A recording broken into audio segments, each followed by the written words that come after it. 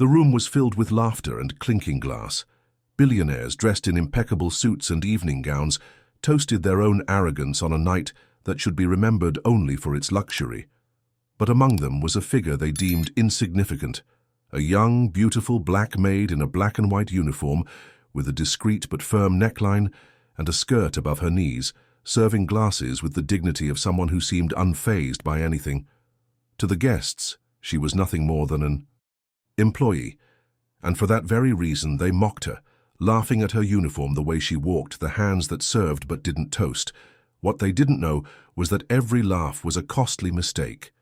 Fate, patient, was about to turn the night against them.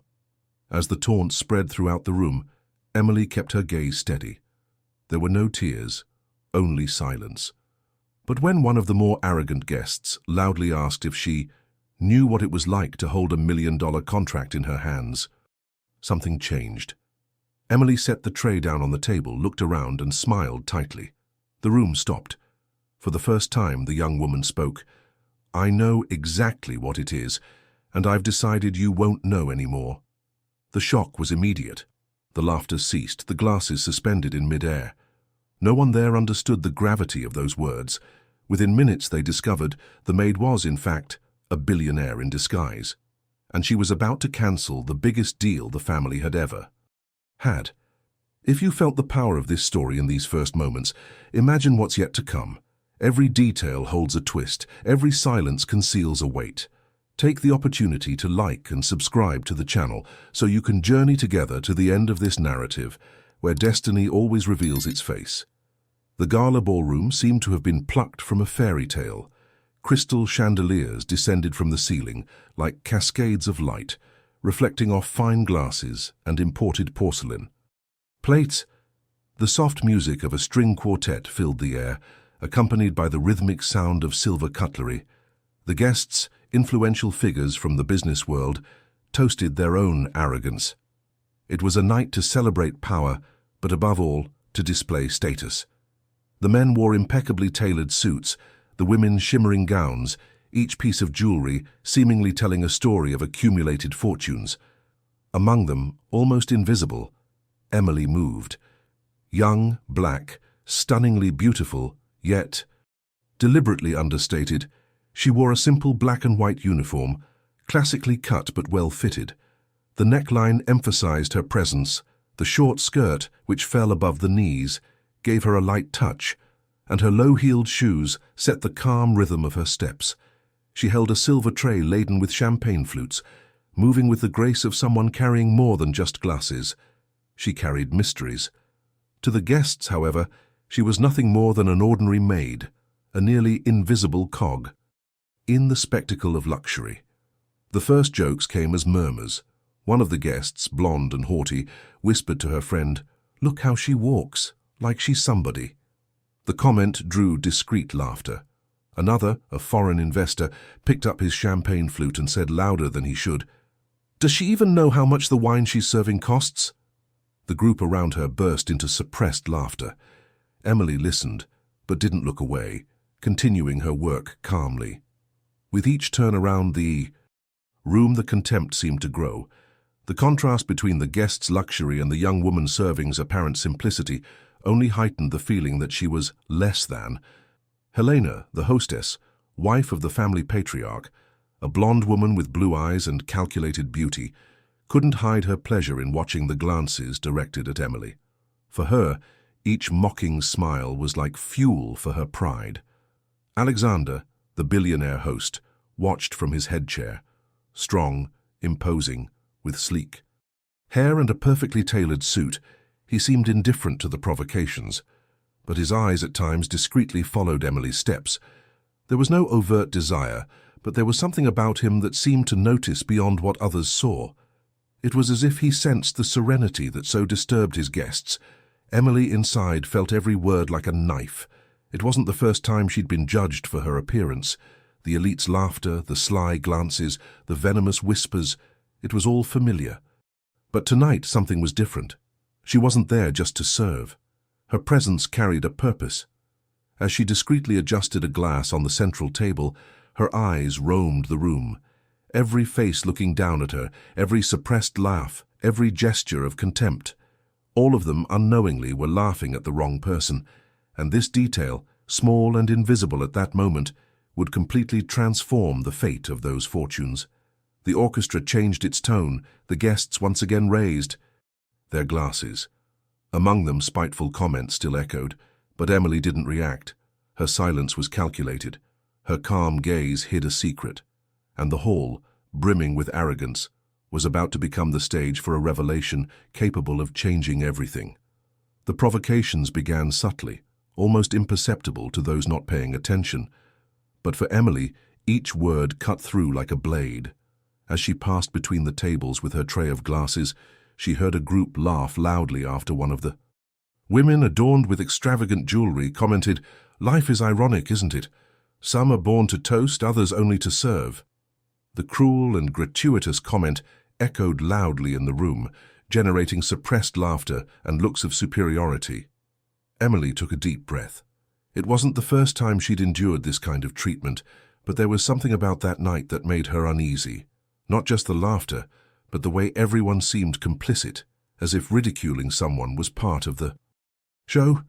Still, she kept her gaze down without bowing and continued her work. The comments began to spread like flames on dry straw. A businessman, his glass already half empty, raised his voice. "I bet she can't even sign a check, but she must be good at polishing silverware." The group around him burst into laughter. The humiliation was no longer a whisper, it was public. Helena, the blonde, blue-eyed hostess, made no effort to restrain her guests. On the contrary, she encouraged every word, with a condescending smile, as if appreciating the scene. For her, seeing Emily the butt of jokes was more than amusing. It was a reaffirmation of her own power. Her red dress with its daring neckline shone under the chandelier, and her haughty posture was a reflection of satisfied vanity. Alexander, the family patriarch, remained silent. His eyes followed the scene, but there was no movement to contain his cruelty. His silence was interpreted as approval, and the guests felt even freer to mock. For Emily, every second of inaction was as painful as the laughter that echoed through the room. At one point, Emily was asked to bring a bottle of rare wine. One of the guests, seeing her return with the bottle in her hands, exclaimed loudly, "Watch out, girl, that wine is worth more than you." The collective laughter that followed was deafening. Emily, steadfast, calmly poured each glass without spilling a drop, but when she looked up for a moment, her eyes reflected something different. There was no hatred, no submission, but the silent certainty that this would be the last time anyone would laugh at her like that. The guests didn't understand, but that serenity was a harbinger of something greater. Emily carried within her a secret that, in a few minutes, would turn every laugh into despair. What they saw as a simple maid was, in fact, a woman who held the power to ruin fortunes. And in that hall, which until then had been overflowing with arrogance and contempt, fate was already beginning to prepare its turn. The height of humiliation came swiftly, as if all the stares and laughter had united against Emily. The once elegant hall became an arena of mockery. One of the family heirs, already drunk, raised his glass and said loudly, "Let's toast our star of the night, the girl born to serve." The laughter echoed through the hall like thunder. The women, adorned with expensive jewelry, laughed condescendingly, some even imitating the maid's posture. Emily, tray in hand, felt her heart sink, but she didn't waver. Her breathing became heavy, but her head remained high. She knew that for them, her every gesture would be the subject of further mockery. As she placed a glass on the table, one of the guests snatched the tray from her hands and held it high in the air, laughing, "I wonder if she can dance with that on her head without knocking anything over." The chorus of laughter grew even louder. Helena, the blonde, blue-eyed hostess, watched the scene with pleasure. Her red dress gleamed under the chandelier, and her satisfied smile reflected the cruelty she harbored. She couldn't contain her venom and said in a clear voice for all to hear, "It's funny how some people think they can blend in with us, but in the end they always return to where they came from." The phrase fell like a sentence. The guests burst into sarcastic applause. Emily, now with her hands free, clenched her fists at her sides. The dignity she carried was her only armor. And, even though every muscle screamed for reaction, she remained silent. Her eyes, however, betrayed her calm. There was a flicker of something no one noticed. Alexander, sitting at the head of the table, watched everything with an unreadable gaze. His jaw was clenched, the veins in his hand bulging from his grip on the glass. He didn't laugh, didn't applaud, but he also didn't intervene. His inaction only reinforced the feeling that Emily was alone. But inside him, something was growing. Discomfort that would turn to admiration the moment the truth came out. When one of the guests threw a bill on the floor, laughing and saying, "Take it, it might be worth more than your monthly income," the entire room erupted in laughter. Emily glanced at the fallen bill, then looked up at the jeering audience. An awkward silence fell for a few seconds. Her expression wasn't one of anger, but of something much more powerful, confidence.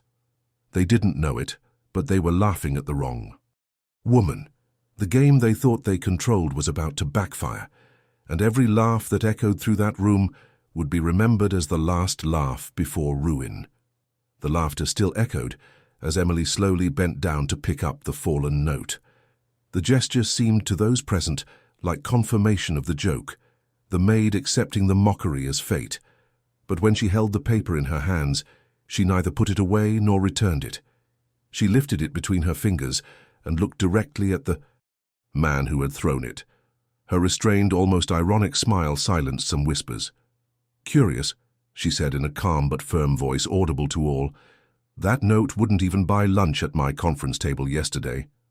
The room fell into an uncomfortable silence. Some guests frowned, confused. Others laughed nervously, believing it to be mere insolence. But there was something in the young woman's tone, a confidence that didn't match the position they believed her to be. Helena, seated in the center of the table, narrowed her eyes suspiciously. "You're feeling a bit too bold for someone in your position, don't you think?" she retorted, her voice laced with venom. Emily didn't answer. She walked to the head table and collected empty glasses, maintaining her composure. But as she placed one in front of Alexander, the host, she blurted out, almost in a whisper, "It's funny how some people laugh without realizing who they depend on." Alexander looked up, surprised. His eyes met hers, and for a moment, time seemed to freeze. There was a message there, something only he had grasped. The discomfort in his chest grew. The guests, oblivious, resumed their conversation, but the tension lingered in the air. A foreign businessman, disturbed by the young woman's calm, launched into another provocation. "If you're so confident, young lady, show me your bank account." The room erupted in renewed laughter. But Emily didn't laugh. She simply placed the tray on the table and said, "Accounts, contracts, fortunes. You might be surprised at what you discover." Helena stood up, furious. Her red dress fluttered in the light of the chandeliers as she glared at the maid. "Enough!" she shouted, her voice reverberating throughout the hall. "A mere maid daring to respond like that?" Emily then turned to her. The discreet smile was gone. In its place was only serenity and firmness. "Perhaps not as simple as you think, ma'am." The impact of her words rippled through the room like thunder. Silence fell instantly. The guests, who had been laughing just minutes before, now stared at her in complete astonishment. They didn't quite understand what she meant, but the conviction in her words was undeniable. Helena, pale, took a step back. For the first time that night he felt something he hadn't expected, fear, not of the maid herself, but of the possibility that his position and authority were about to be dismantled in front of everyone. Emily, meanwhile, returned to circulating among the tables, collecting glasses, as if nothing had happened.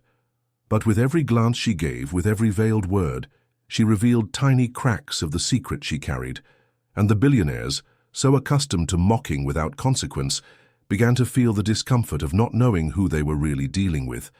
The provocations had already crossed the line. The hall, which should have been remembered for its splendor, was now the scene of a cruel spectacle.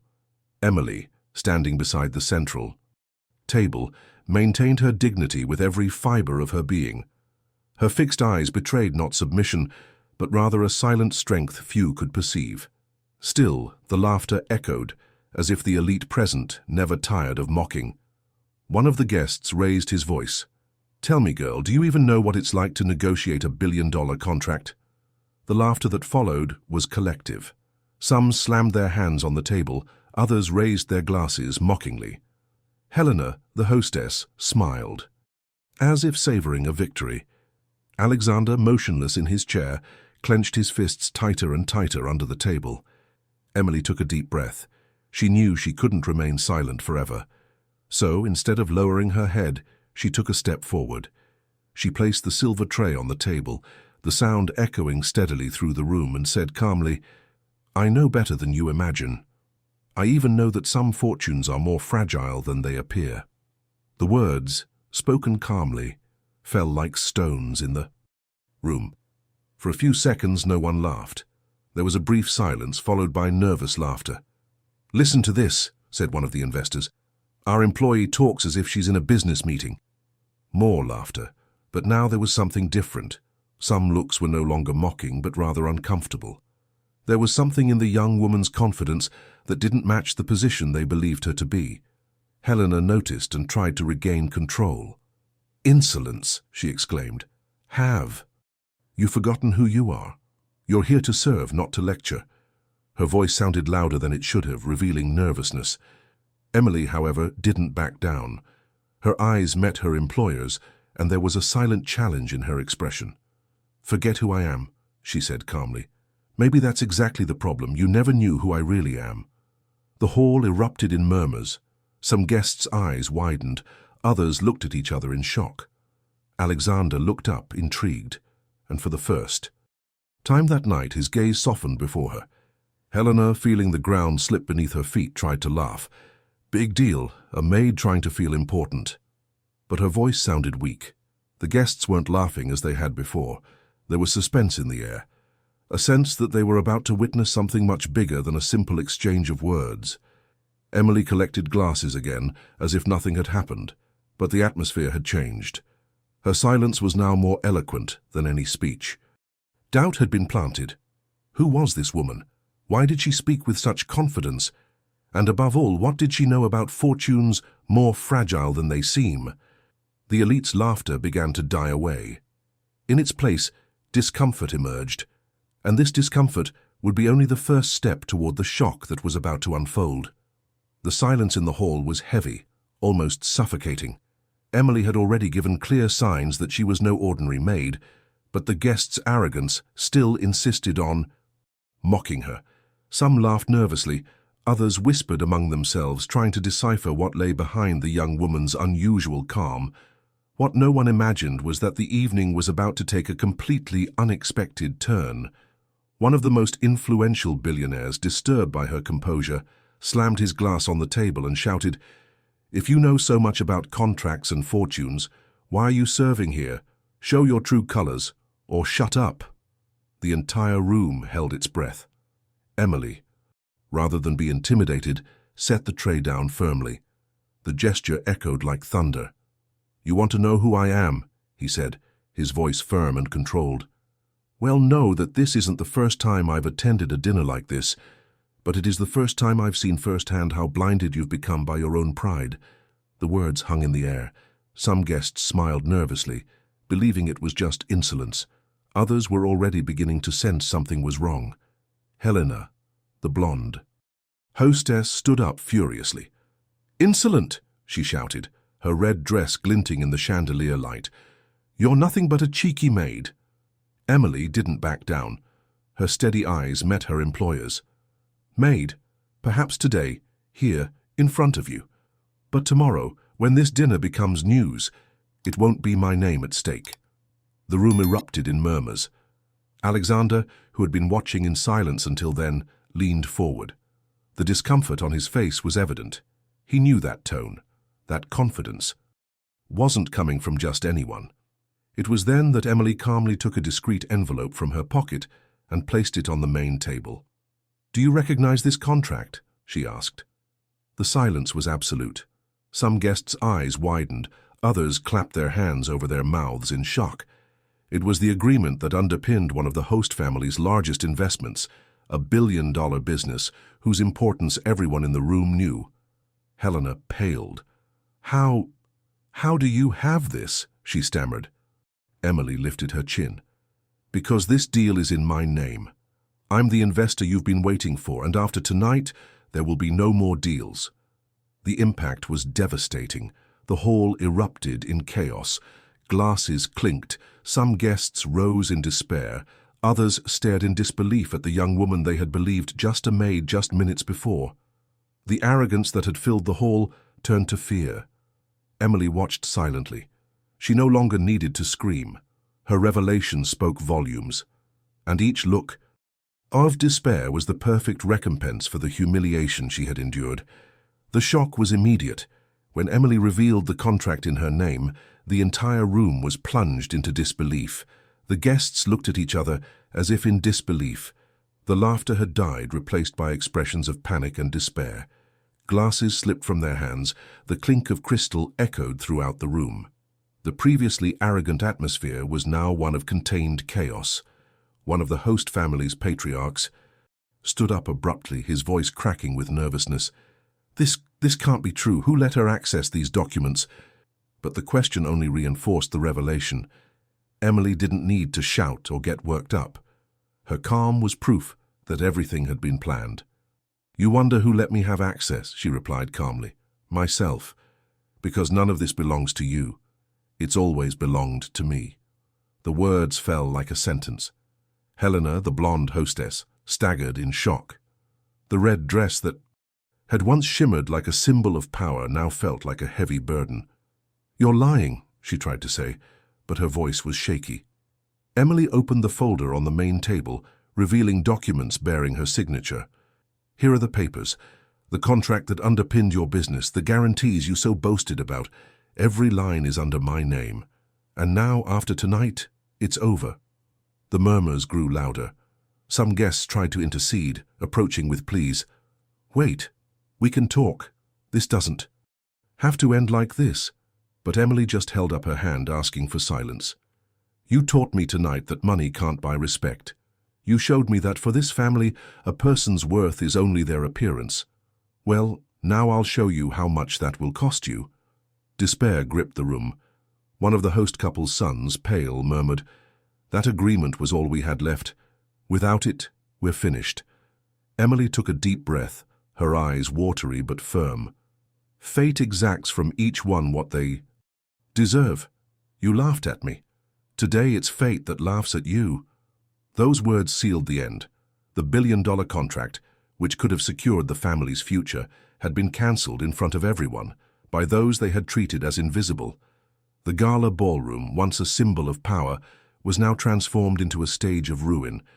And amidst the chaos, Emily stood tall, her dignity intact. She didn't need to raise her voice. Her mere presence was enough to transform humiliation into silent revenge. Panic gripped the hall like a flame on dry straw. Guests rose from their chairs, some wide-eyed, others murmuring in despair. The string quartet stopped playing, unable to sustain the melody amidst the chaos.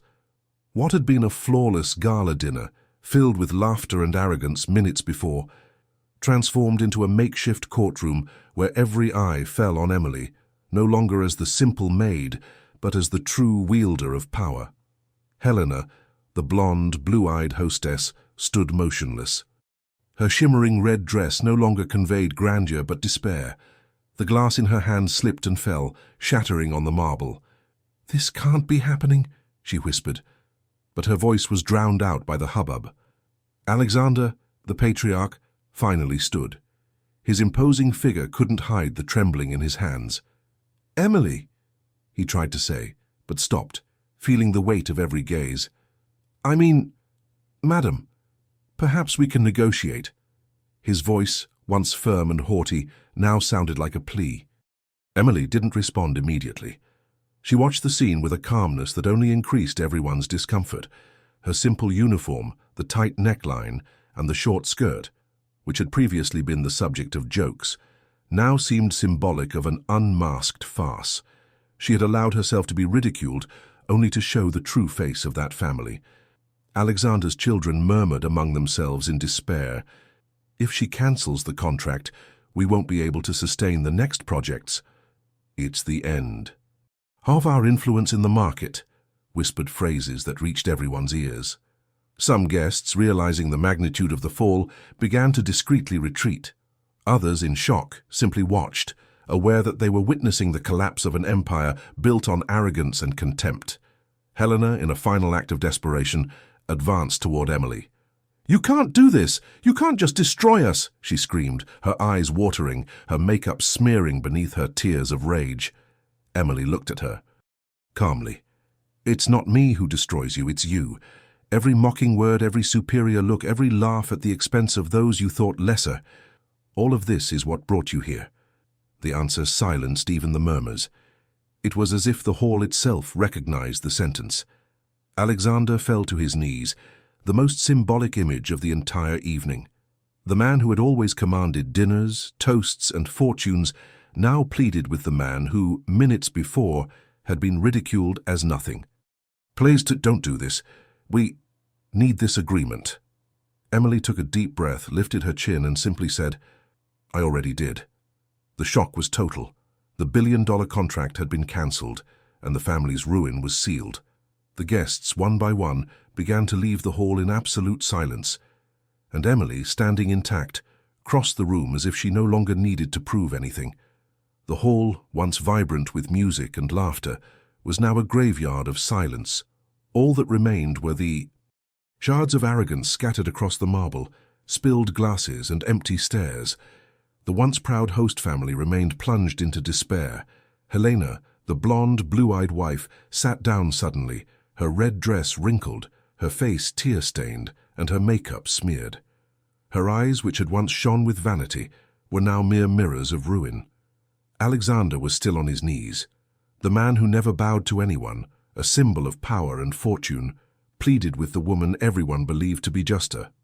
"Maid, Emily," his voice was broken, almost a whimper. "We can fix this. Say what you want, anything." But his words were swallowed by helplessness. Emily, standing, looked around. The black and white uniform, the plunging neckline, and the short skirt were no longer symbols of submission. They had become armor of dignity. Her teary eyes reflected serenity, not vengeance. She didn't need to shout or humiliate herself. The simple revelation of who she truly was had exposed everyone to their own pettiness. She took a few steps across the room. Each step sounded like the hammer blows of a sentence. The guests, motionless, watched her with their eyes. Many no longer saw her as the maid, but as the disguised billionaire who had just destroyed an empire with a single decision. What had been a source of mockery for them now became forced respect, mixed with fear. Stopping before the head table, Emily said firmly, "You laughed at me today. You laughed because you believed power was in your hands, because you mistook appearance for truth.